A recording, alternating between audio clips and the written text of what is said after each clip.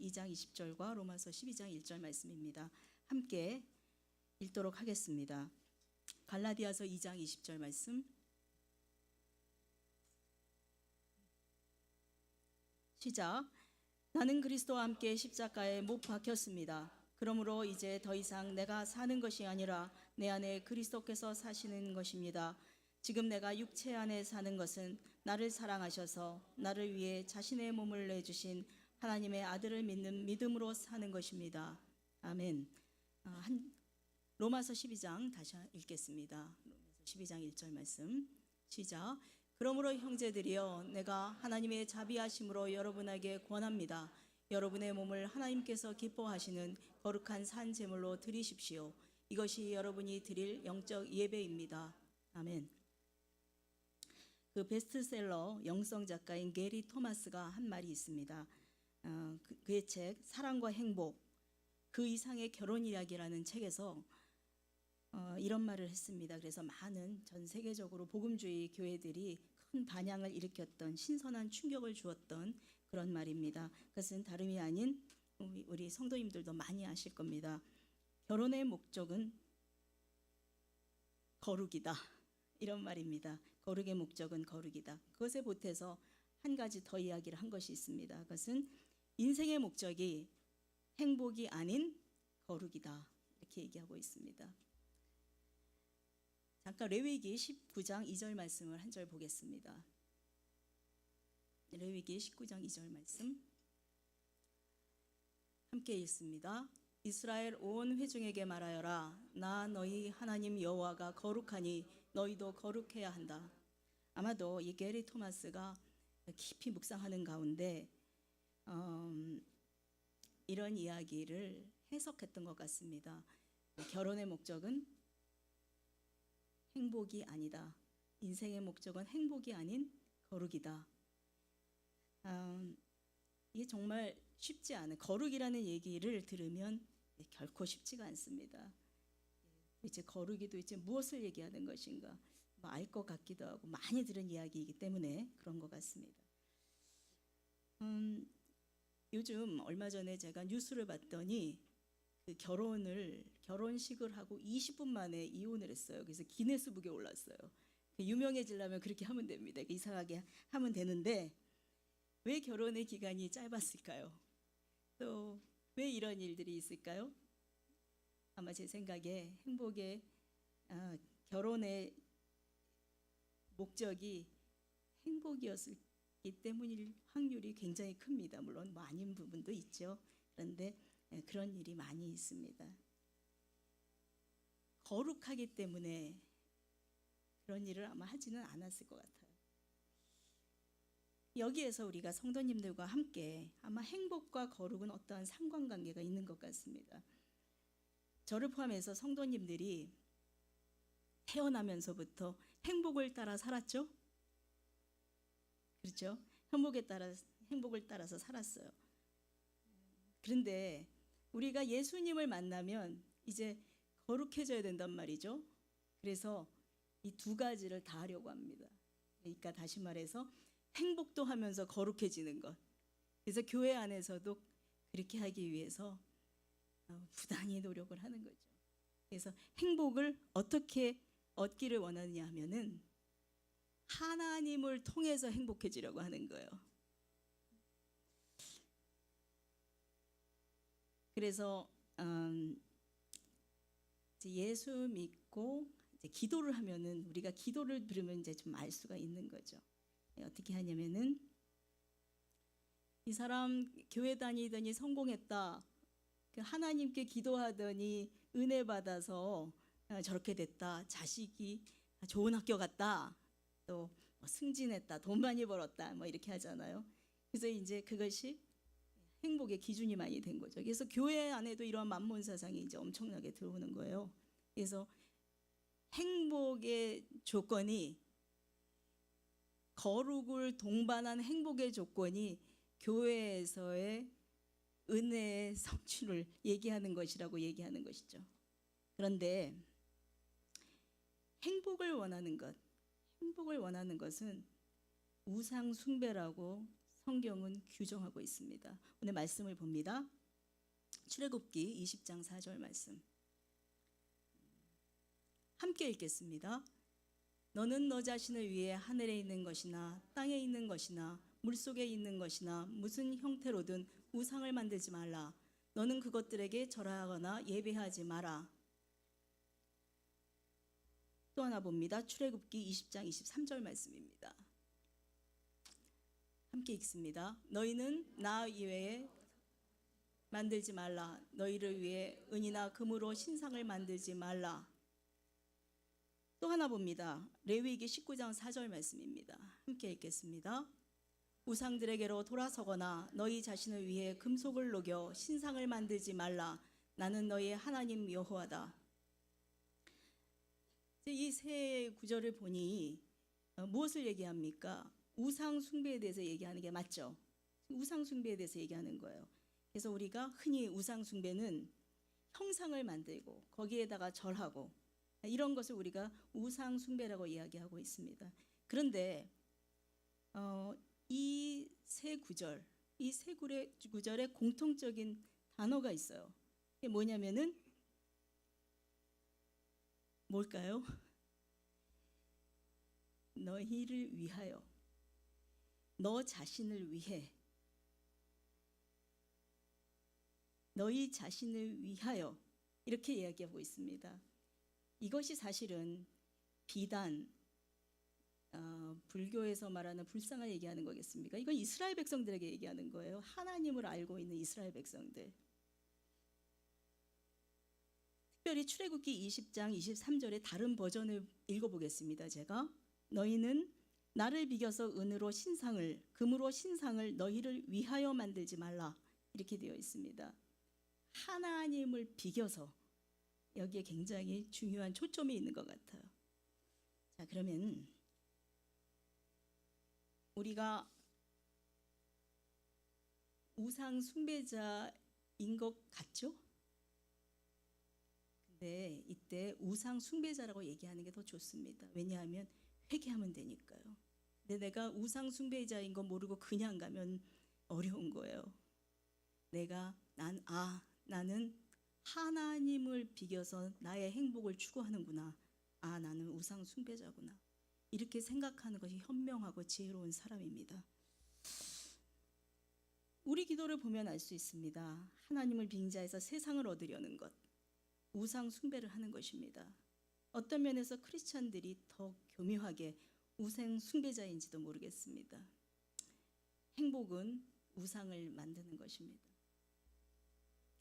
너희가 위하여 만든 것이라고 하나님께서 말씀하시는 것입니다. 내가 무엇 때문에 하나님을 찾는지, 누구를 위하여 하는지 한번 깊이 자기 성찰을 해볼 필요가 있습니다. 나를 위하여라고 하면 내가 우상인 것이고 내 자식을 위하여라고 하면 자식이 우상이 되는 것입니다.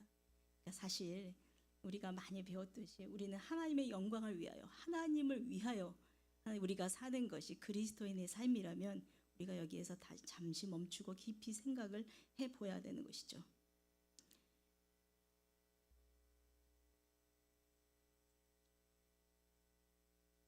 우리가 두 가지를 결코 다 얻지는 못합니다. 행복은 오르막길이에요. 그래서 오르막길로 이렇게 가면 어렵잖아요. 힘들어요. 가다가 또 힘들고 또 올라가고. 근데 정상에 올라가도 시조 생각이 나는데 시조가 오르고 또 오르면 못 오를 리 없건만은 사람이 제한이 오르고 매만없다 하더라. 아마 예전 우리 선조들도 이런 것들을 좀 생각을 좀 하지 않았을까. 이게 제 생각을 한번 해보는 거죠. 우리는 그러면 행복이 아닌 거룩이다. 그럼 행복이 아니라는 것이 무엇을 뜻합니까? 행복을 거절해야 된다는 얘기예요. 근데 말도 안 되죠. 행복을 어떻게 거절하겠습니까? 우리는 행복을 위해서 살았죠. 행복해지려고 돈 벌고 자식 행복하게 해주려고 공부시키고 무시 안 당하려고 발버둥 치고 명예 얻으려고 그렇게 살았죠. 사실 우리가 나 자신을 위해서 살지 않고 내가 자식을 위해서 살았는데요 이렇게 얘기할 수 있어요. 근데 자식은 나 자신이에요. 사실 자식 사랑하는 건 본능인데 그게 뭐 굉장히 자랑할 거리도 아닙니다. 그냥 자식에 대해서는 그냥 그렇게 하는 거예요. 나 자신을 위해서 또 산 거예요, 사실. 그러니까 우리는 내가 얼마나 나 자신을 위해 사는지 생각해 보아야 한다는 것이죠. 어떤 공동체든지 인정받지 못하면 행복이 무너집니다. 우리가 무지개를 따라서 가는 거죠. 그리고 허탈한 거죠. 그래서 솔로몬, 우리가 알고 있는 그 솔로몬이 한 이야기가 있는 것이죠.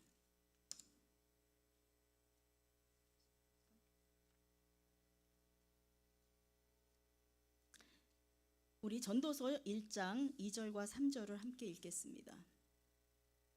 함께 읽습니다. 전도자가 말합니다. 허무하다, 허무하다, 정말 허무하다. 모든 것이 허무하다. 사람이 해 아래서 열심히 일해서 얻는 것이 무슨 소용이 있는가? 이게 누구의 글입니까? 솔로몬의 시죠. 솔로몬의 글이죠. 전도서에 나오는. 사실 이 세상에 솔로몬만큼 행복을 얻고 행복을 추구했던 사람도 참 드뭅니다. 그런데 솔로몬이 인생의 후반전 자신이 인생을 다 살고 난 후에 얻은 결론은 허무하다는 거였어요. 아무것도 아니다 이렇게 얘기를 한 것이에요. 그런데 아마 제 생각에는 하나님의 지혜가 그분이 말년에 있었던 것 같아요. 그때 그것을 깨달은 그 지혜를 그때 사용한 게 아닌가 하는 생각이 듭니다. 솔로몬이 일생평생 살면서 정말 행복의 길을 갔어요. 그렇게 행복한 사람이 행복의 길을 갔습니다. 아시죠? 성경에 보면 1000명의 아내를 두고요. 하루에 먹을 곡식이 엄청나지 않습니까? 이러한 삶을 살았어요. 이러한 행복을 추구하면서 살았습니다. 그런데 그의 길은 마지막에 허무하다는 거였어요. 자, 사무엘하 12장 25절을 봅니다. 사무엘하 12장 25절 함께 읽습니다. 여호와께서 그 아이를 사랑하셨기에 나단 예언자를 통해 그 아이의 이름을 여디디아라고 지어주셨습니다. 아멘. 솔로몬이 태어나고 난 후 솔로몬이라고 이름을 지었는데 너무나 사랑스러웠어요. 그래서 하나님께서 솔로몬에게 이름을 지어주시기를 너무 사랑스러워서 내가 사랑하는 하나님이 지극히 사랑하는 자 그 이름을 여디디아라고 지었습니다. 여디디아 하면 하나님이 사랑하는 자 그러면 좀 생각나는 인물이 좀 있죠. 예수님께서 세례를 받으시고 올라오실 때 그때 성부, 성자, 성령님 동시에 나타난 장면이에요. 성부, 성자, 성령님이 나타나셨어요.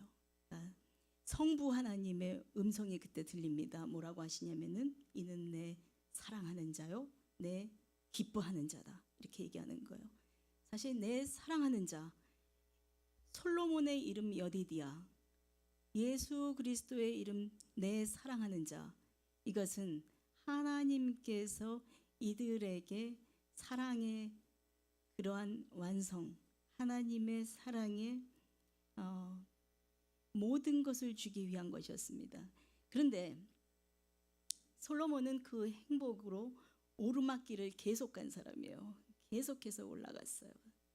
그런데 이 예수 그리스도의 삶은 어땠습니까?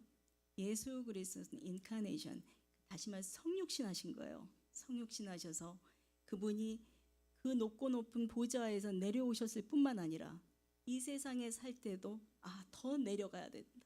더 낮아지는 길, 다시 말하면 거룩의 길을 선택하셨다는 것입니다. 예수 그리스도께서는 이 길을 가셨기 때문에 거룩의 길을 완성하신 분이 되었다는 것이죠. 자, 그러면은 하나님께서 우리에게 내가 거룩하니 너희도 거룩해야 된다 이렇게 얘기하셨을 때 하나님께서 우리가 할 수 없는 것을 얘기하실 리는 없어요. 하나님이 거룩하시기 때문에 너도 거룩할 수 있다는 것을 얘기하는 거예요. 그러니까 우리는 나는 거룩할 수 있구나 이 전제로 우리가 일단은 기뻐해야 됩니다. 그럼 오늘 말씀을 다시 한번 봅니다. 예수님처럼 행복을 거절할 때 그때 하나님의 능력이 나타난 것입니다. 사실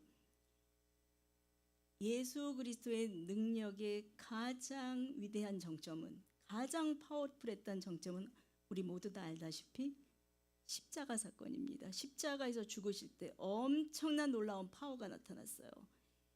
여기에 휘장이 갈라지고 지진이 일어나고 뿐만 아니라 죽어있던 사람들까지 살아났거든요. 그죠?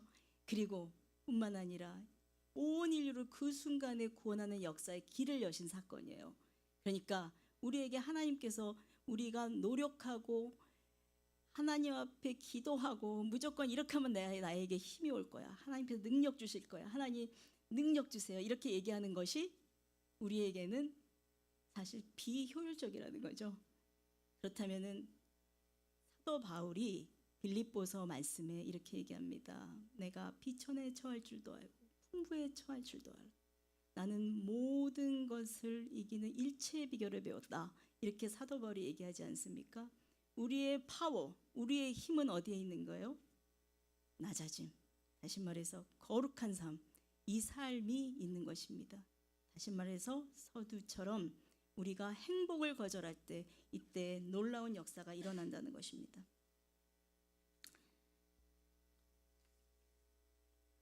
그런데 행복이 아닌 거룩, 우리의 인생의 목적은 이제 다 바뀌었어요. 행복이 아닌 거룩입니다. 그런데 왜 거룩해져야 되죠? 거룩해져서 뭐 어떻게 하는 거죠? 천국 가는 건가요? 거룩의 목적이 있어요. 거룩의 목적은 제물 되기 위한 것입니다. 그래서 진정한 제물은 거룩하신 예수 그리스도 한 분밖에 없었던 거예요. 그러면 우리가 예수님, 거룩하신 예수님과 우리가 무슨 관계가 있죠? 우리는 왜 예수님처럼 거룩해져야 되죠? 거룩은 하나님의 모습입니다.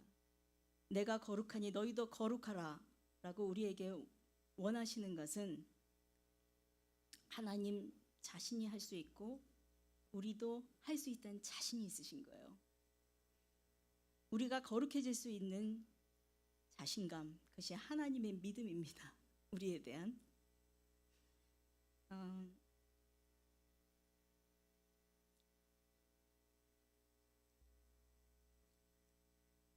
제가 사실 이 말씀을 어떻게 해야 되나 이렇게 생각을 하다가 말씀을 드려야 되겠다 이렇게 생각을 했습니다. 제가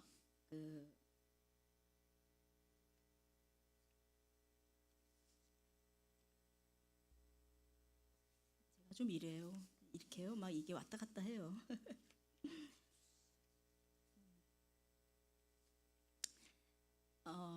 예전에 제가 여기 있기 전 그 전임지에서 부흥사가 오셨어요.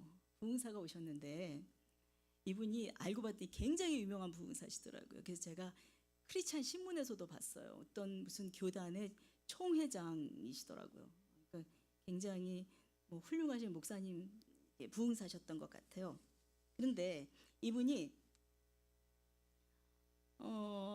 이제 부흥회를 하시는 거예요.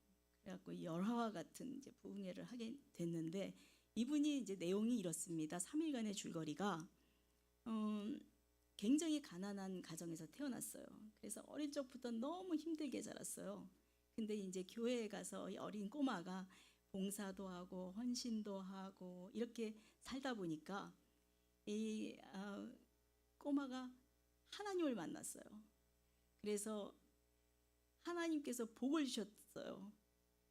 굉장히 넉넉하게 살게 되고 목사님이 되게 하시고 또 이렇게 목회하는 가정에서도 하나님께서 함께 하시고 또 자녀들까지도 지금 굉장히 부유하게 살게 되었다.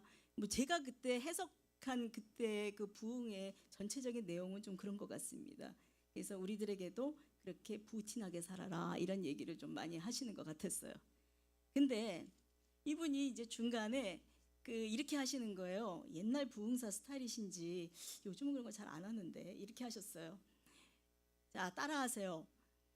주 예수 그리스도의 이름으로 도나 들어와 이렇게 하라는 거예요. 그래서 제가 한 번 이렇게 따라하다가 굉장히 하고 싶지가 않아졌어요. 그래서 가만히 있는데 이분이 점점 더 크게 하려는 거예요. 더 크게 하려는 거예요. 주 예수 그리스도의 이름으로 돈은 들어올지어다 이렇게 하려는 거예요. 그래갖고 안 해버렸어요. 그랬더니 이분이 이렇게 얘기했어요. 하늘 문이 열리게 하려는 거예요. 큰 소리로 하늘에서 들리게 하려는 거예요. 그것도 좀 이해가 안 갔어요. 그래서 아무튼 크게 성도님들이 했습니다. 근데 제가 그래도 전도사잖아요. 하기는 해야 되겠는데 이 전체적인 분위기상 근데 도저히 할 수가 없는 거예요. 그래서 고개를 이렇게 숙이고 딴짓을 조금 했어요. 근데 그때 지금 다리를 제가 좀 꼬고 앉아 있었어요. 근데 조용해지는 거예요, 갑자기. 근데 이 목사님이 강대상에서 내려오셨어요. 내려오셔가지고 저에게로 오시는 거예요. 저에게로 오셨더니 딱 쓰시더니 이분이 이 다리 꼬고 앉아 있는 거 좀 봐 이렇게 하시더라고요. 그건 잘못한 거죠. 예배 시간에 다리를 꼬고 앉지 마세요. 예, 다리를 꼬고 앉았어요, 제가. 이거는 이렇게 교만해서야 이렇게 얘기하면서 왜 안 따라하는 거야 이렇게 얘기했어요. 그래서 제가 죄송합니다 이렇게 얘기를 했어요. 이분이 앞으로 가시니 저를 계속 노려보시면서 하시는 거예요. 다시 주 예수 그리스도의 이름으로 돈은 들어올지어다. 근데 저를 쳐다보니까 제가 소리를 안 내고 입을 벌렸어요. 이렇게 얘기는 했는데 제가 하나님께 그때 이렇게 얘기했어요. 하나님 정말 하고 싶지 않아요. 정말 이거 하고 싶지 않습니다. 이렇게 얘기했어요. 여러분 이게 교회들의 현실이에요. 사실 그분이 한 교단의 총회장님이시잖아요. 왜냐? 돈을 버는 것, 인생이 행복해지는 것, 이것이 성공한 그리스도인이라는 성공한 그리스도인과 인생의 성공을 동일시시키는 거예요. 그러면 예수님과 같이 산 사람들, 우리의 성자의 삶을 산 사람들, 이분들의 삶은 뭐가 되는 거예요? 그분들이 행복해질 수 없어서 행복하지 않은 거 아니잖아요. 사도 바울이 행복의 길 갈 수 없었던 사람 아니잖아요. 그러나 그것을 거절하고 거룩의 길을 갔을 때 그들에게 놀라운 하나님의 역사가 일어나고 영적인 파워가 이 온 세상에 살리는 그러한 놀라운 역사가 일어난 거 아니겠습니까? 그런데 교회가 그렇게 가르치지 않잖아요. 지금 성공해야 된다. 이것을 위해 기도해야 된다. 우리가 내 안에 행복이 있는지 거룩이 있는지 알 수 있는 방법이 가만히 생각해 보니까 있어요. 뭐냐면 말을 들어보면 알아요. 제가 이제 예전에 한국에 살 때 그 이제 남편들이 회사를 가면 우리 아파트에 있는 그 주부들이 몇 명이 앉아가지고 이렇게 이야기를 했어요. 이야기를 하는데 맨날 그 사람은 그 얘기만 해요. 맨날 부동산 오르는 얘기, 아파트값 얘기만 한다니까요. 그분은. 어떤 분은 날마다 유치원 가는 얘기만 해요. 어느 유치원 좋다는 얘기, 그 아이에 대한 얘기만 해요. 날마다 입만 열리면 하는 얘기가 그 사람의 생각이에요. 그 사람의 가치관이에요. 성경이 말하고 있습니다. 너희는 마음에 가득한 것을 입으로 말하느니라. 우리의 마음에 뭐가 가득한지, 내가 얼마나 행복을 추구하고 사는지 내 말을 들으면 나 자신을 가늠해 볼 수가 있는 것입니다.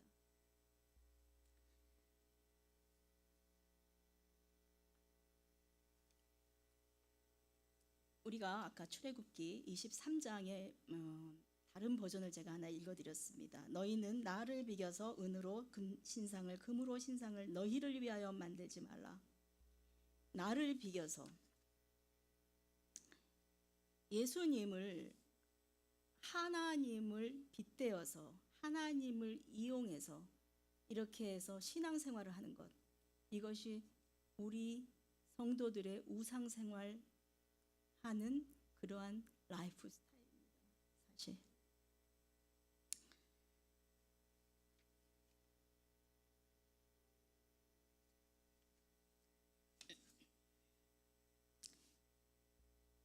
그렇다면 오늘 이제 본문 말씀을 잠깐 보도록 하겠습니다. 오늘 본문 말씀 한번 20장 갈라디아서 2장 20절 좀 띄워 주시겠어요? 갈라디아서 2장 20절 말씀. 영어는 잘 모르고요.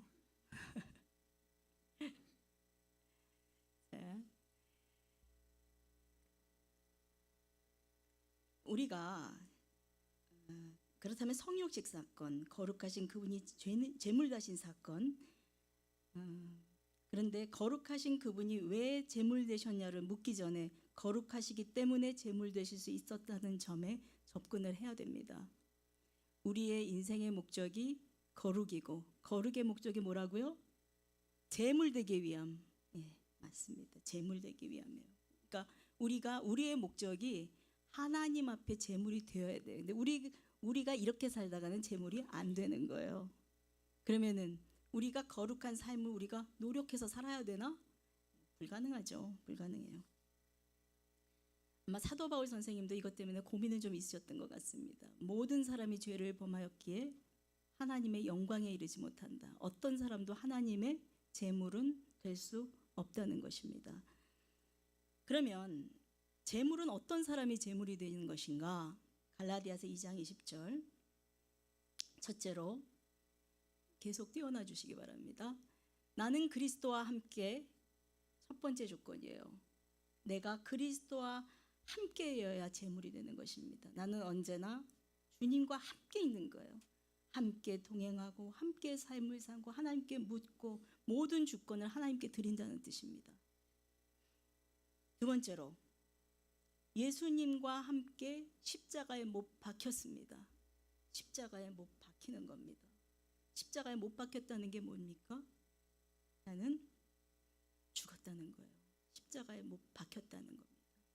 예수님과 함께 우리의 성령과 연합, 이 연합이 주님과 함께라는 뜻이에요. 연합되어서 주님과 함께 십자가에서 못 박혔다는 것입니다. 나는 죽었다. 나의 죄도 죽었다. 나의 감정과 생각과 욕망도 죽었다.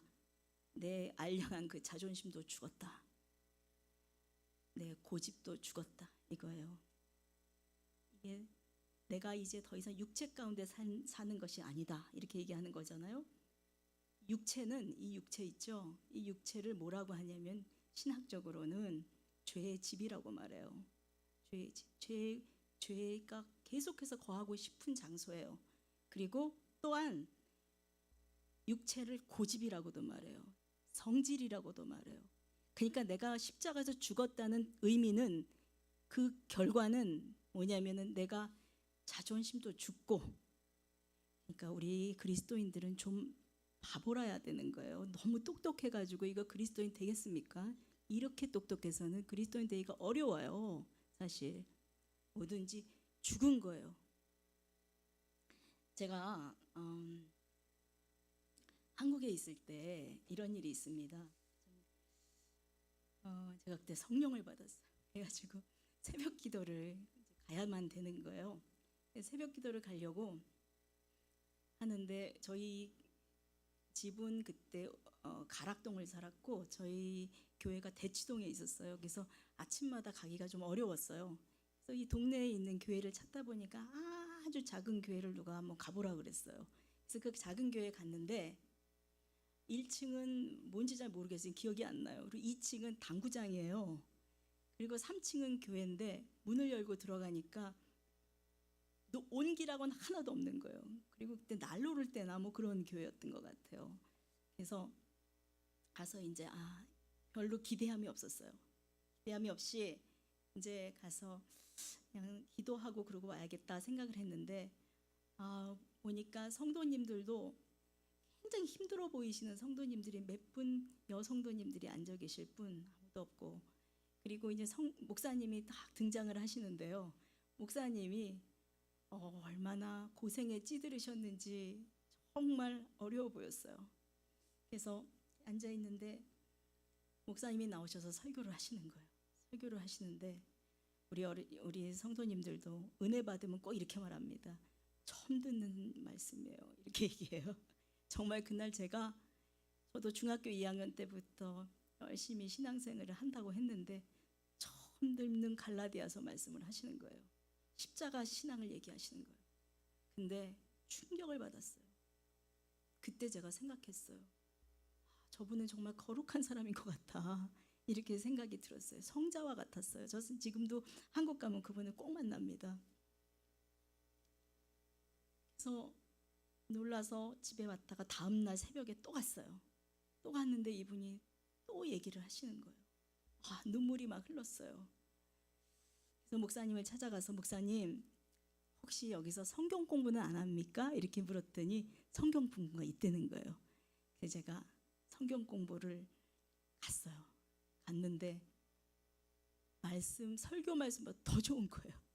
어떻게 이렇게 말씀을 주옥 같은 말씀을 이렇게 저렇게 나사렛에서 선한 것이 나오겠는가 하게 생기신 저 목사님께서 어떻게 저렇게 귀한 말씀을 전해주실까 정말 충격을 받았어요. 그래서 막 울었어요. 그랬더니 이 목사님이 제가 그때 나이가 30살이었거든요. 기특하고 이렇게 생각이 되었는지 목사님이 기도를 해주시겠대요. 저에게 안수 기도를 해주었어요. 안수 기도를 해주더니 절 보고 이렇게 얘기하는 거예요. 오늘 내가 숙제를 하나 내주겠다는 거예요. 얼마나 기뻤는지 모릅니다. 이 성자 같은 이분이 나에게 숙제를 내주시는구나 생각을 했어요. 그때 저한테 이렇게 얘기했어요. 내가 그리스도와 함께 십자가에 못 박혔습니다. 이것을 100번 하고 오라는 거예요. 근데 이분이 이제 경상도 분인데 못자에다 굉장히 액센트를 주더만요. 십자가에 못 박혔습니다. 이렇게 하고 오라는 거예요. 집에 갔어요. 집에 가서 이제 나는 그리스도와 함께 십자가에 못 박혔습니다. 한 번. 액센트도 따라했어요, 사실. 십자가에 못 박혔습니다. 2번. 십자가에 못 박혔습니다. 3번. 이게 무슨 의미가 있을까는 모르지만 그 성자와 같은 그 목사님이 하라고 하니 해야 되겠다 생각이 들었어요. 근데 제가 한 40-50번 했을 즈음 저에게 사실 저는 십자가의 복음이 없었던 것 같아요. 그때 예수 그리스도와 함께 내가 십자가에 못 박혔다는 그런 사실이 나에게 들어오는 거예요. 제가 엉엉 울었습니다. 예수님, 나는 죽었습니다. 예수님, 김미진은 십자가에 죽었습니다. 예수님, 저의 성질은 죽었습니다. 내 자존심은 죽었습니다. 솔직히 말하면요, 좀 부활했어요. 제가 그때 좀 그랬어요. 그래서 그때 죽었다가 좀 살아도 나오고 좀 그랬는데 아무튼 저의 결과로는 나는 십자가에 죽었습니다. 그러니까 사도 바울도 비슷했던 것 같아요. 그러니까 나는 날마다 죽노라 이렇게 말하잖아요. 나는 날마다 고백할 것입니다. 나는 십자가에서 죽었습니다. 자, 세 번째, 재물의 조건 세 번째는 무엇인가요? 나는 죽고 그리스도가 사신 것입니다. 나는 죽고 그리스도가 사신 것. 나의 삶 중에 그리스도가 나타나는 삶을 말합니다.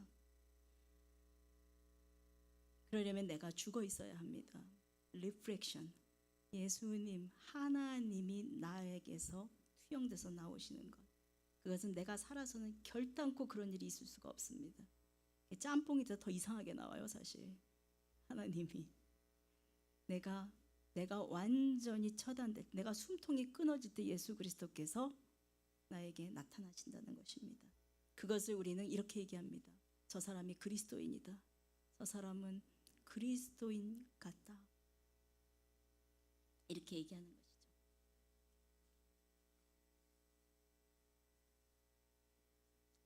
네 번째로 우리는 하나님의 아들을 믿는 믿음으로 사는 것입니다. 하나님의 아들을 믿는 믿음이라는 것이 히브리서 11장 말씀에 기록되어 있습니다. 우리 성도님들 잘 아시기 때문에 따로 찾지는 않겠습니다. 히브리서 11장을 보면 믿음으로 아브라함은, 믿음으로 노아는, 믿음으로 모세는, 그런데 그 믿음을 이야기할 때 아브라함은 자기가 살던 터전 메소포타미아죠. 그때 최고죠. 메소포타미아 지역을 떠나서 내가 지시할 알지 못하는 땅으로 가라고 했을 때 갔던 그것을 하나님은 기억하셨어요. 믿음이다. 그러니까 우리가요, 믿음을 내내 하기 힘드셔도 하나님 기억에 남는 것들을 좀 하시기 바랍니다. 하나님은 아브라함에게 그렇게 얘기하시는 거예요. 네가 그때 그걸 그랬지? 넌 믿음이 있는 사람. 이렇게 얘기하는 거예요. 노아도 마찬가지입니다. 노아가 방주를 지을 때 성경은 이렇게 얘기했습니다. 네가 방주를 지음으로 세상을 단죄했다. 이렇게 얘기하는 거예요. 세상을 단죄했다. 그 행위가 넌 믿음이었다. 이렇게 얘기하는 거예요. 모세는 어떻습니까?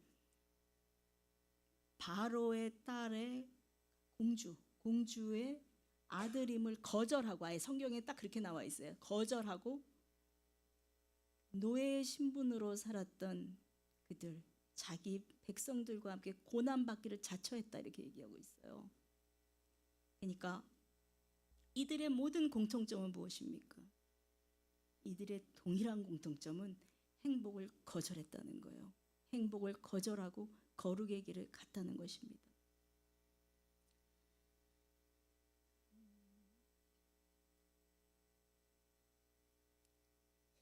우리의 거룩은 행복을 거절하고 낮아지는 길을 택하는 것입니다.